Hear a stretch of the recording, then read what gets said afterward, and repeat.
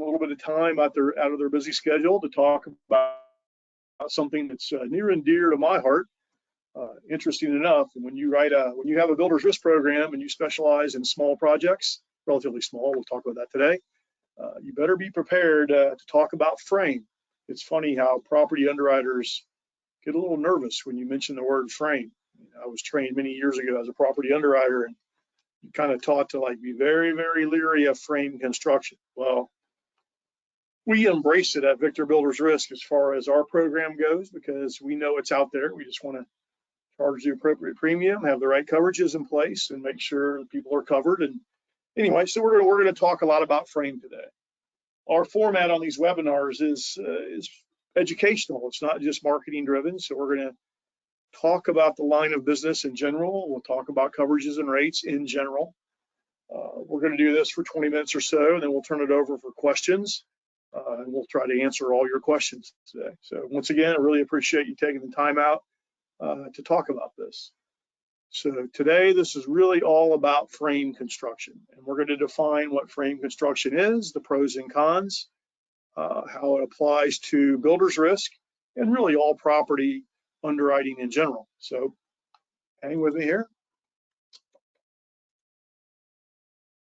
So I get this question literally every day by agents across the country, and this is from Florida to Washington to California to Maine.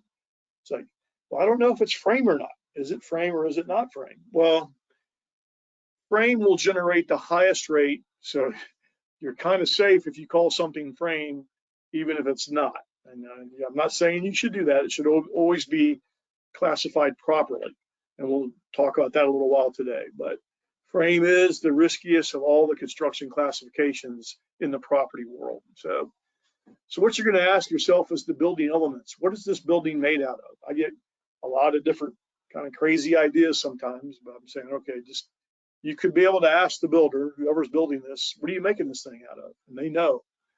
So fire resistance rating is the biggest key to this. You'll hear things like burn time. Underwriters talk about burn time. And what that is in the event of a fire, how long does the material stay intact, the structural integrity and stuff. And so, with frame, the burn time is pretty quick. It's going to burn up pretty quickly, and thus the insurance premiums are the highest for frame. But once again, what we're really looking at is what materials make up the structure. And really what you're after is the load-bearing aspects of the structure. Many times you'll have a steel and concrete building, but then the interior build out might be drywall and some interior framing. If it's the interior aspects of a building, probably doesn't change the classification of the building. It's probably still masonry non-combustible. But what you really need to know is always think about load-bearing aspects of the building. So if the load-bearing aspects of the building are frame, we know the building's frame. Simple as that. There's no ifs, ands, or buts about that. When you hear things about like the floor and roof construction, that could depend. You could have metal, metal in the roof, and then some kind of shingles on top of that. Maybe that won't be frame. So in the case of that, if there's ever a question, pick up the phone and call your underwriter and tell them what you got, and they will make a determination. But for the most part, I think after we talk about this a little while, you'll feel comfortable with this. So construction costs. Why is so much built out of frame in the United States? And it does vary around the world a little bit, but we're going to stick to the United States for today. So first of all, from a cost standpoint, that's why they build a lot of stuff out of frame. Simple as that. It's very relatively cost effective. There's a lot of skilled labor that knows how to work with lumber, things of that nature. The other thing about this is how does it do in the case of a fire? How does it do in the case of wind when it's in a tropical area where the tropical storms are? All of that impacts the insurance cost. And as I said earlier, the most expensive classification to insure in our business from a property standpoint, and that's real property, builder's risk, any property you have, is frame, simply because of these characteristics of frame construction. Once again, what is frame? And this is pretty scientific now. This is not a subjective thing. So interior walls, exterior walls, floors, and roofs are made out of combustible materials. So you got to ask yourself, what are the load-bearing aspects of this building? Is it lumber? Is it frame? Then the overall building is going to be considered frame. We are going to talk about mixed construction a little bit today, and I won't get into it in this slide. But think about mixed construction. A property underwriter is always going to go to the weakest link in any structure, and that's the classification. So maybe you have some steel in it, you have some masonry stuff in it, but then it has also frame construction and the load-bearing aspects.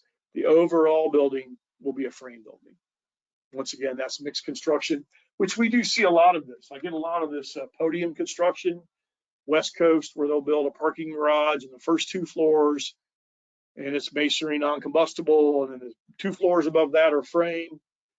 And the agent is saying it's not a frame building, but from an underwriting standpoint, it is a frame building because weakest length in that building is the frame, the 2 floors that are made out of frame. So always remember that weakest point. Firewalls and sprinkler systems are also considered, part of the underwriting of the project. But do think about builder's risk. We're going from 0 amount of risk to 100. So the fact that it's sprinklered doesn't do us a lot of good as they're building it. Maybe once it's built, it does something. So same thing with firewalls. Maybe it helps a little bit. We have parapeted firewalls, but we're building this thing from the ground up. So it doesn't really impact the builder's risk underwriting of a frame structure.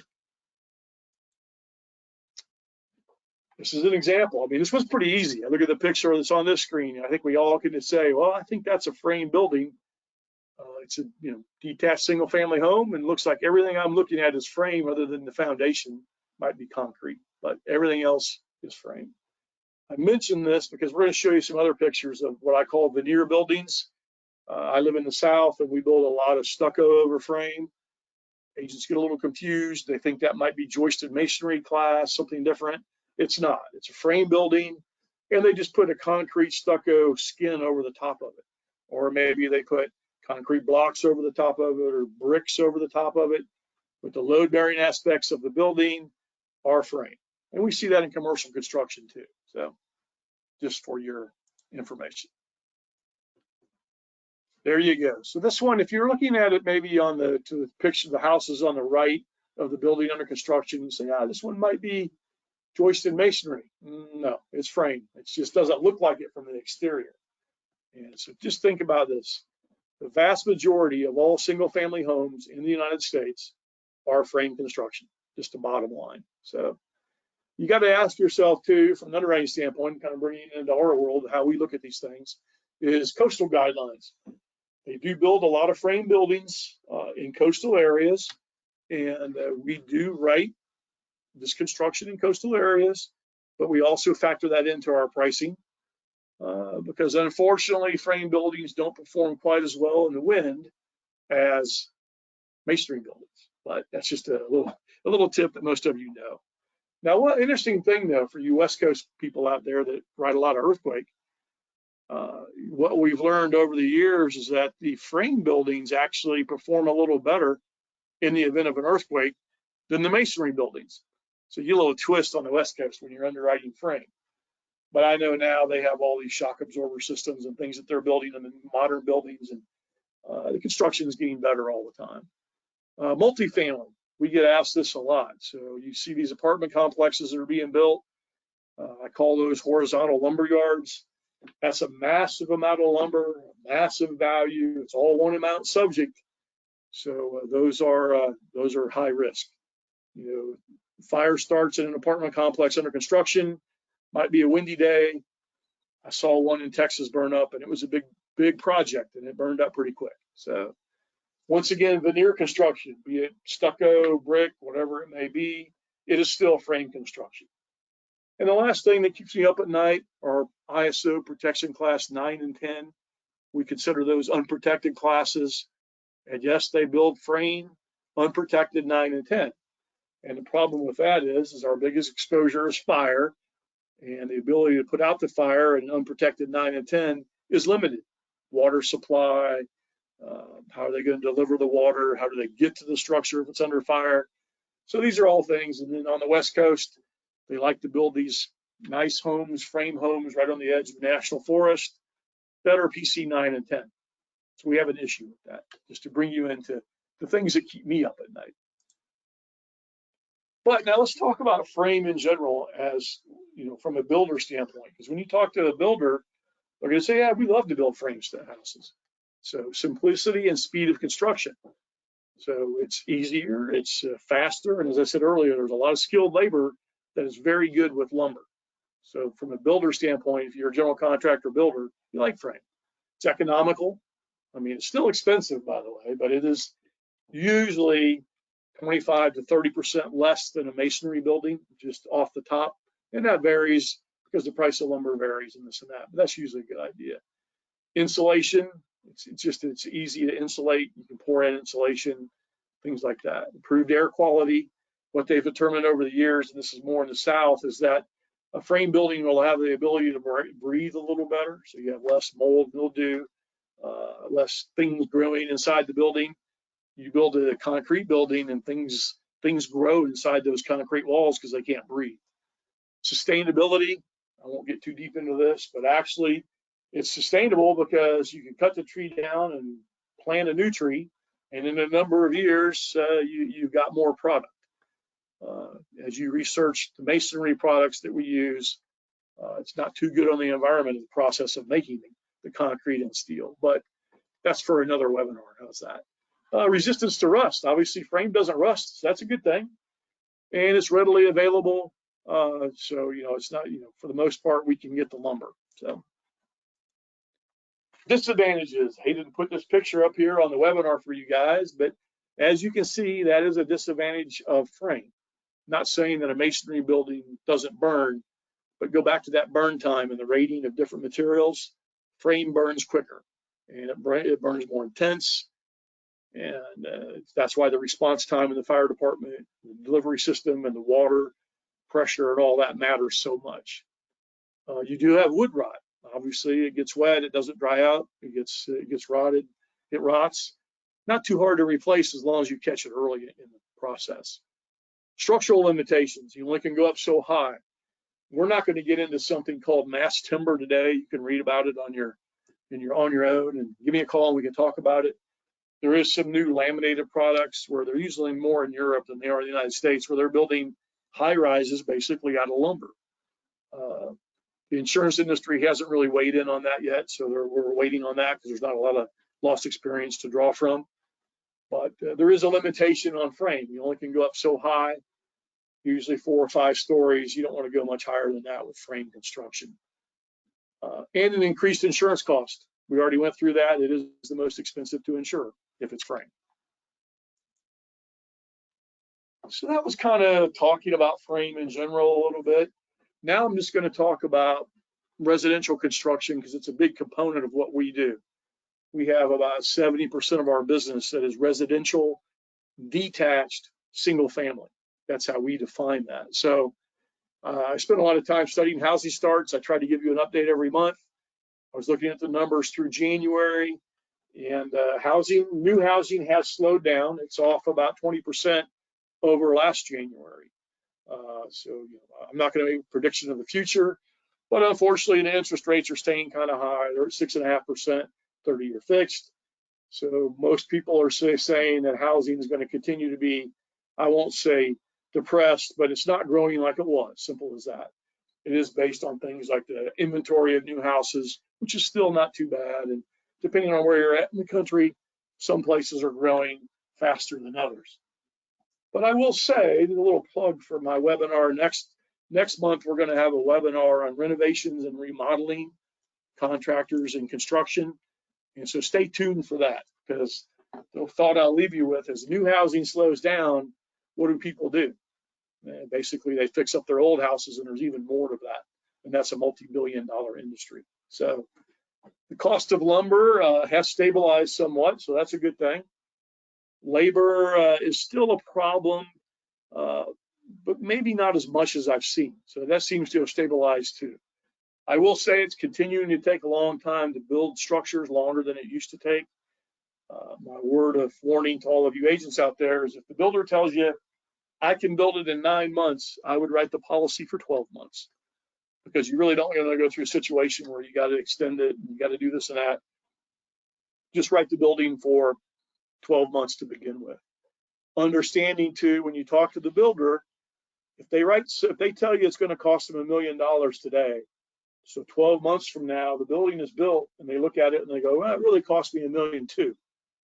We just don't want to get into any underinsured situations. So it's best to kind of anticipate some of that and go ahead and write the project, the builder's risk policy, what they ultimately think it's going to be, because this is really a nominal charge. So things are going up. That's the bottom line. And the last piece I'll leave you with, and this is not anecdotal, 92% of all the single family detached homes in the United States are true frame construction. So it's just, if you're going to have a program that writes builder's risk in this value range, you have to be prepared from an underwriting standpoint to write frame construction. So it's not a bad thing. Just like I said, we got to make sure we have adequate rates and we underwrite correctly. Simple as that. So I want to take a little brief moment and talk about our program. This is the Victor Builder's Risk Program. We can write up to $5 million frame limit. That's all in, total insured value, $5 million. We can do residential and commercial. We do see a fair amount of smaller commercial buildings up to this limit that are frame. A lot of them are stucco veneer, but they're still frame, and we can do those. We are available in 48 states. We do not write business in Alaska or Hawaii, but we write business other places. We're very proud of our coverage form. We've done webinars featuring our 19 automatic coverages and their sublimits that are built in. We think it's as good as anything, if not better than anything in the marketplace. And we do have a quote, bind, and issue portal. We have people in agencies that can get, can quote, bind, and issue a policy in a minute or two. So we've made it very easy for you. And we take a lot of pride. We don't ask a lot of questions. We only ask pertinent underwriting questions. So we're very proud of that. So once again, we like frame construction. If it fits these guidelines, be thinking of our program.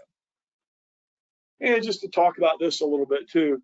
So we created what we call the pass-through risk. So if it fits certain criteria, it should pass right through our system with no underwriting intervention. So if it's ground up new, it's $3 million or less in inland areas. It's less than 30% complete. It's protection class 1 to 7. It should flow through our system. That means no underwriting holds, no flags. You, the agent, enter the information, hit a button, quote looks good, hit a button and get a policy. We're off and running. That's our pass-through risk. We'd love to write those all day long. And as you can see in the coastal areas, it's $1.5 million, but it's still, that encompasses a lot of what's out there being built. Because I was looking today at the current median sales price of a home in the United States is $442,000. That's the median. So there's some higher, some lower. That actually includes land too. So when you do builder's risk, we don't include land value. So you can see the vast majority of all single family homes fit our guidelines. Now, it's not to say that every once in a while, we had one the other day, somebody called me and they had a $58 million home being built. That was a little beyond the scope of our program. We can go to 5 million frame. Now, I will say on a commercial side, we can go up to 10 million on the masonry non-combustible, but today we are focused on frame. So that was kind of it in a nutshell.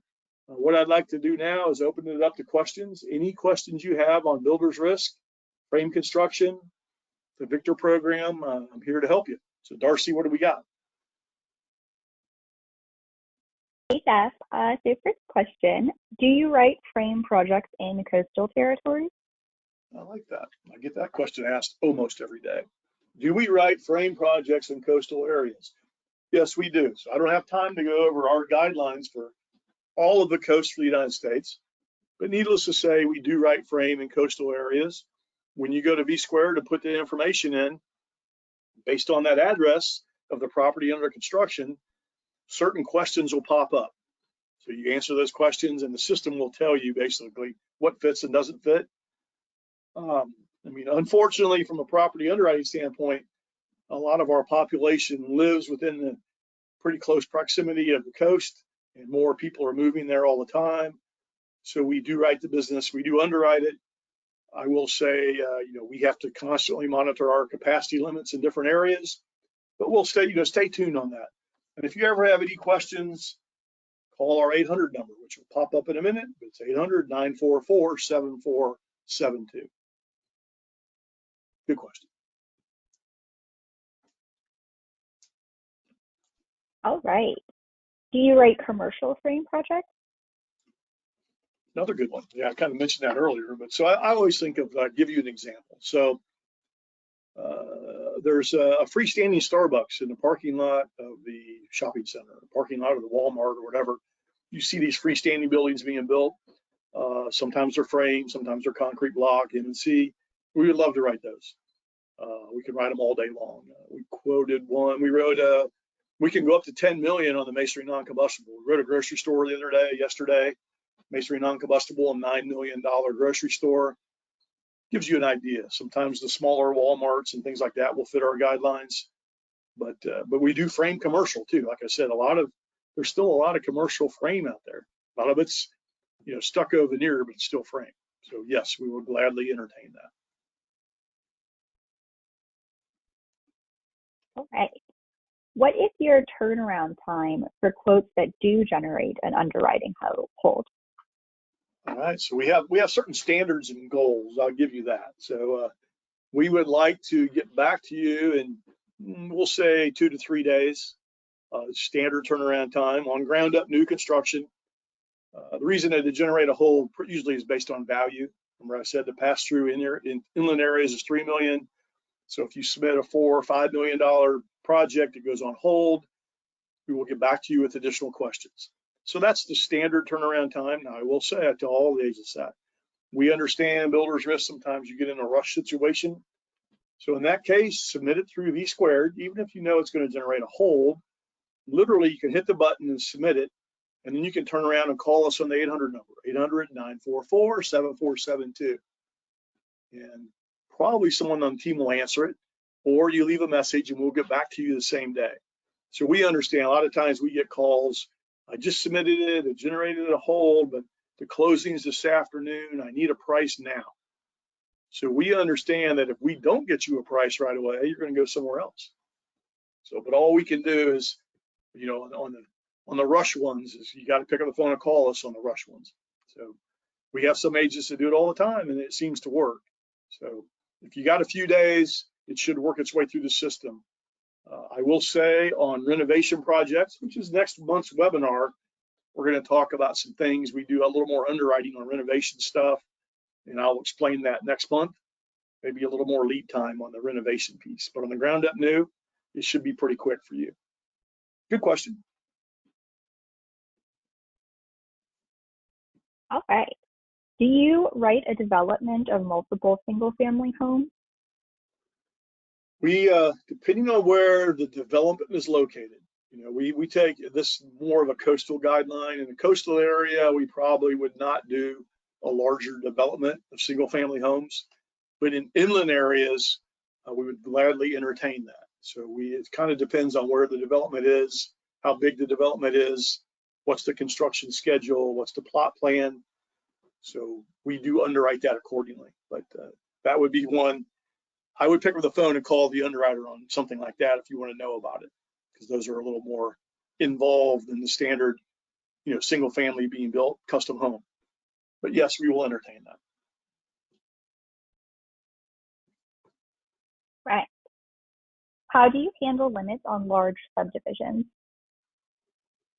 Well, we are limited to the 5 million policy limit, which means in a large subdivision, sometimes we'll have agents saying, well, they're only going to build 1 and then they're going to build 5 and they're going to do this and that. We have to look at the total amount exposed. And the way you do that in underwriting is adequate clear space. And unfortunately, frame, being the highest risk of all construction classes, requires 100 feet of adequate clear space, which that means is if the buildings are within 100 feet of each other and they're being built, they're all one amount subject. So on the larger multifamilies, if they're being built all at once, that's not what fits our program. That's for another program, not for us. So, and it gets a little tricky sometimes on the subdivisions and they're building phases, and it's worth a conversation. I just don't want you to spend a lot of time with us on that because it's probably going to be too much frame.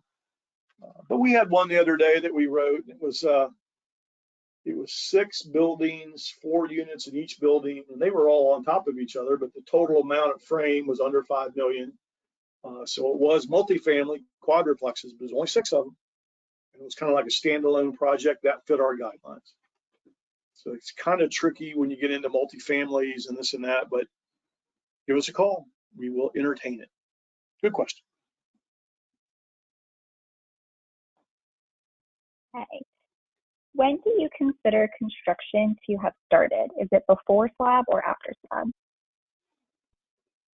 Well, I always say, the sooner you write the policy, the better. Case in point, I mean, you could say even before the slab is poured, they did site preparation. So you say, well, what's that got to do with builder's risk? Well, builder's risk includes labor, materials, overhead. So there's labor involved in site preparation. So if you're doing some site work, that's kind of when it starts. I mean, it's not critical that you write it then. I mean, you definitely should write it once they start pouring the slab, because now things could happen to the slab. So there is materials exposed there. So at a minimum, it's when they start pouring the slab, I would say construction started. But I could argue even earlier when they're putting in the rough plumbing, they're working on the job site, tying the plumbing into the main line. So now you got stuff exposed. Maybe start it then. It's not going to hurt anything to start it early. Trust me. But good question.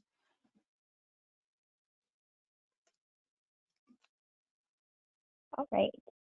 Do you have specific coastal requirements for commercial quotes versus residential quotes?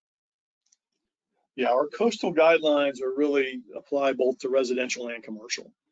We don't make a big distinction between the two. It's just based on value. So we can go to 5 million frame, residential or commercial. And I guess theoretically, we can go to 10 million M&C, residential or commercial. So we don't make that distinction. Same form, same coverages, same rates. It's just a matter of semantics, I guess, if you think about it that way. The only thing that varies in our program is if it's commercial, we do make a slight charge for TRIA, which can be rejected. But in residential, there's no charge for TRIA. So, it's kind of funny. There's no need to reject it if there's no charge for it, if you ask me, but that's just my opinion. Good question. All right, Jeff. It looks like that is all the time we have for questions today. So if we did not get to you, Jeff or someone on his team will be reaching out, or you can contact Jeff himself. He'll put up his contact information. So thanks, Jeff. Yeah, good timing. All right, guys. Well, thanks again for taking a little bit of time out of your busy day. Hopefully you got a few things out of it. And if you ever want to talk about any of this or have any business, there's our contact information. Pick up the phone, send me an email anytime. Let's go write some business. Have a great day.